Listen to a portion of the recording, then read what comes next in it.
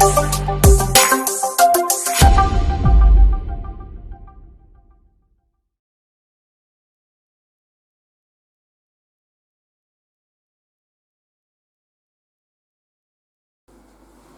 morning. It's been a while since I've done a video. I'll have to apologise for that. I've not been very active online. Got problems which I won't go into, but it's taking up a lot of my time and concentration. But I wanted to put something on my channel, and I thought I'd get out something that doesn't take a lot of brain power. And it's just a bit of fun, and that's an old favourite of mine, Conquest of the Empire. I'm going to play the classic roles, which is pretty much Risk on steroids. It's a case of moving, fighting, conquering, buying more units, rinse and repeat. So there's not a lot going on. It's set in the Romans, supposedly in the Roman civil wars, and there's 6 factions. You get six bags of troops of Imperial Roman troops, basically, and they're all vying to become the Caesar. This is the classic roles of play. There's also version 2, which is actually a far better game. But it's a lot more involved, and I'm not in the mood for that at the moment. I just want to have a move around and a batter and a bash. Something simple, just something to occupy a few hours and be enjoyable.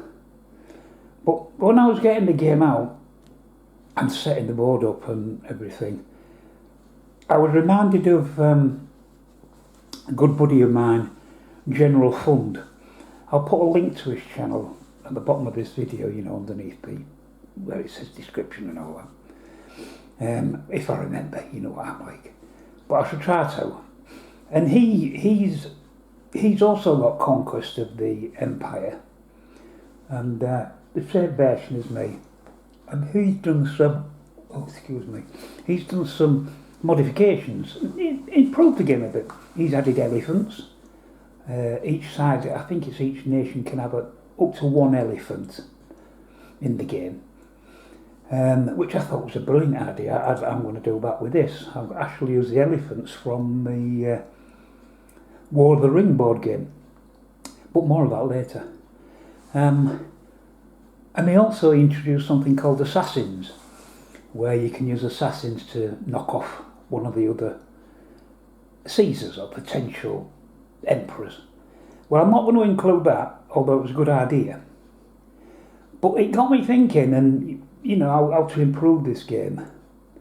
And you get an idea like that, and you file it to the back of your mind, and you think you've forgotten about it, but it's ticking away all the time. And then recently, I purchased this game, Mare Nostrum Empires. And I've also got its expansion, the Atlas expansion, which extends the map, which is basically this same map, the Mediterranean. But in the Atlas edition, the expansion, it actually introduces, just to the west of the Straits of Gibraltar in the Atlantic Ocean, the continent of Atlantis. And it has its own troops and things, which I thought, yeah, that's brilliant, that. And this game also includes Greek mythology. So we've got generals and personalities and things from Greek mythology. And so that got me thinking again, thinking back to what General Sarger said, General Fund, what General Fund had said, then added to this, well, if they can get away with adding Greek mythology into a board game, what could I do with this one? So what I'm going to do is I'll set up the basic game with the 6 factions in place, rather than me just waffling on. And I'll come back to you and explain a bit more about the harebrained idea I've got. Right, I've set the board up in as per the instructions. Let's just zoom in on the Macedonian area, the Greek peninsula, just to look at the makeup of an army. Oh, help if I press the right button, won't it? Right, so at the back, with the swords raised, are 4 generals. In front of them, clutching a scroll, a parchment, is the leader, the Caesar, their potential emperor. And in front of them, 5 Roman legionaries. And that constitutes the army for everybody at this moment in time. Now, if we move across, you see the Romans have got exactly the same thing, or the Italians. In Iberia, or Hispania, again, they're in blue, exact same figures. Here we've got Carthage in Numidia. If I come across, we've got the Egyptians. And up there we have Mesopotamia. Now there is another capital city on the board, which is, you know, the capital regions, because they've got these images of soldiers on them. They're the only ones that have images of soldiers, and there's 7 of them. But you don't use Galatia if you're playing a 6-player game, and 6 is the maximum number you can get. There's only 6 colours. But I was thinking, remember going back to General Fund and Mare Nostrum, what if I could introduce a 7th? So, I'll just stop you again, and I'll put a 7th nation on the board, or a 7th faction. Right, I've kicked the Mesopotamians. Sorry lads. I've moved you across into Galatia, and now we have the 7th faction. The dark faction, the shadow.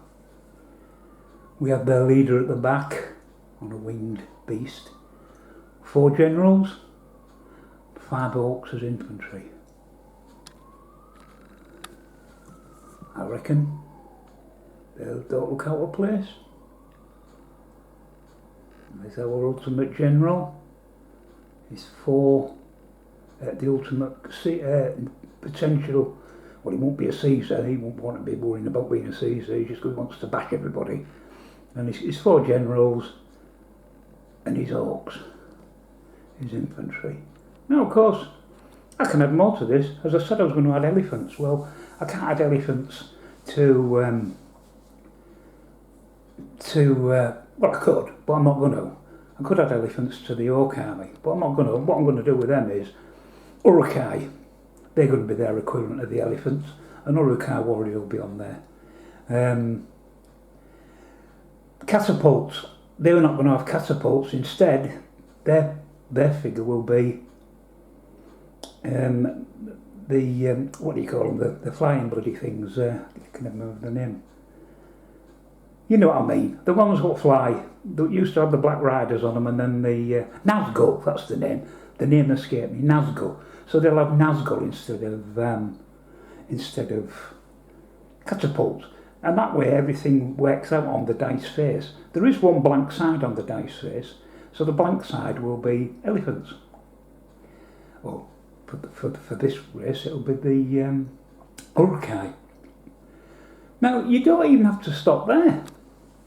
I mean, who's to say that you couldn't have, I don't know, let's miss out Galatia, as they said. Where Greece is, who's to say you couldn't have the men of the north? Rohan, Gondo,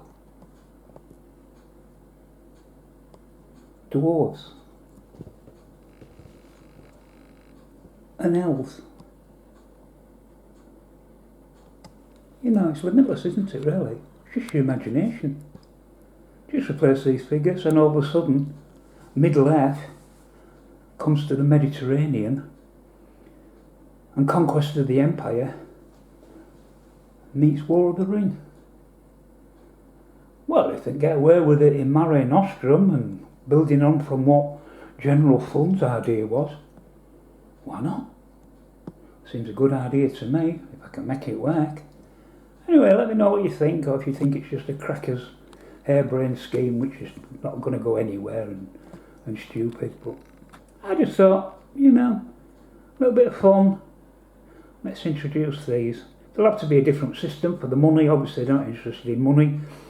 Maybe for every silver area they occupy, they can recruit 2 infantry or 1 cavalry. And remember, they've got wargs for cavalry.